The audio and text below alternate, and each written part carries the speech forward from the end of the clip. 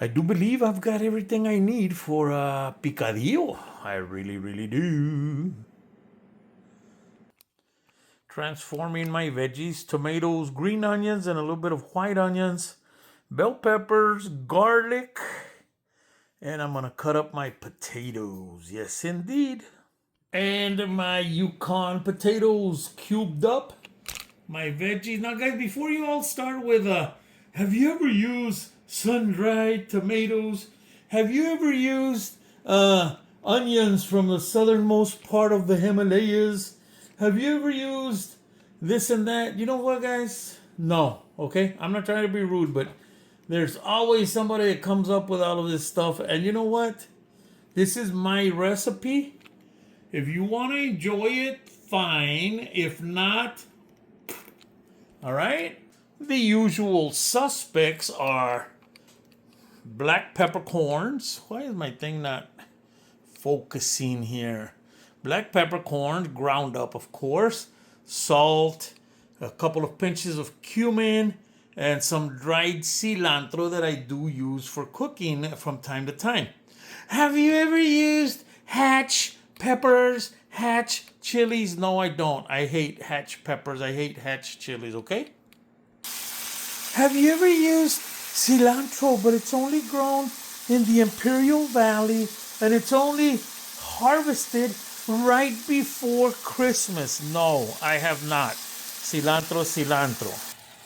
Thing is, guys, everybody wants to give you the tips and pointers to their secret grandmother's recipe, but I don't see their videos, and it frustrates me sometimes that people do this.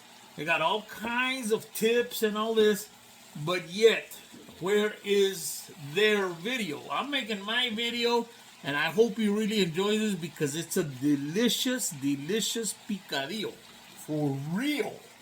And we add our beautiful potatoes while the vegetables are not completely cooked.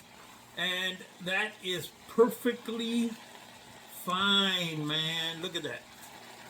Look at this, guys. Look at that. I am not covering it up. No, I'm not covering it up. I am not using a lid. I am just going to look at that. Oh, and I did have to switch out pans because, like the Grinch's heart, the other pan was 2 sizes too small. So, look at that. And it smells absolutely delicious. It really, really does. Guys, when you got it like you want it, I add half a cup of the tomato sauce, not the whole can. And then I add half a cup of water.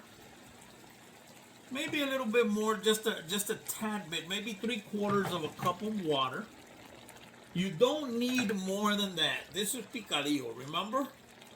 This is not ribeye steak. This is not anything. This is comida del barrio. This is food from the barrio, man. I keep repeating, this is food from Margarita St down in Uvalde, Texas. When I was a little kid and my mom was cooking, this is that food, guys. And look, some corn, because, and not the whole can either, maybe about half a can of corn. Bring it down to simmer, and you know, stir it, keep an eye on it, make sure that it doesn't stick to your pan, make sure you don't overcook anything. As I said, I am not putting a lid on it. I'm gonna check, keep stirring these potatoes to make sure they all cook evenly. This is picadillo from the heart, guys. Picadillo from my mom's recipe. Guys, we let this baby simmer to the point that we want it with the water getting reduced. I got 2 Roma tomatoes, some bell peppers, some onions, some garlic, some cilantro, the tomato sauce, and the corn. Guys, the ground beef, you all saw step by step how I browned the ground beef first.